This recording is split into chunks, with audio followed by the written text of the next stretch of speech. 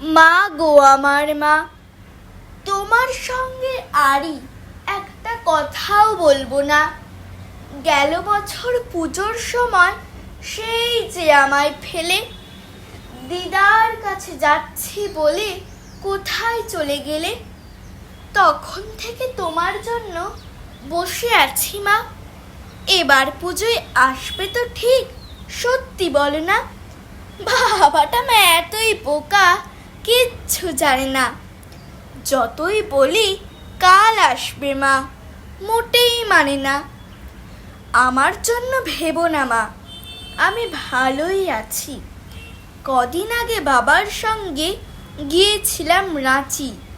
বিল্টু মামা, চুমকি মাসি খেলনা দিল কত, আমি কি আর যত্ন করে রাখতে পারি অত?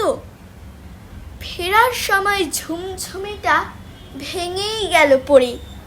সত্যি বলছি, আমি না মা ভাঙিনি ইচ্ছে করে। ওই দেখো মা, একটা কথা বলতে গেছি ভুলে। ময়নাটা না পালিয়ে গেছে পরশু খাঁচা খুলে।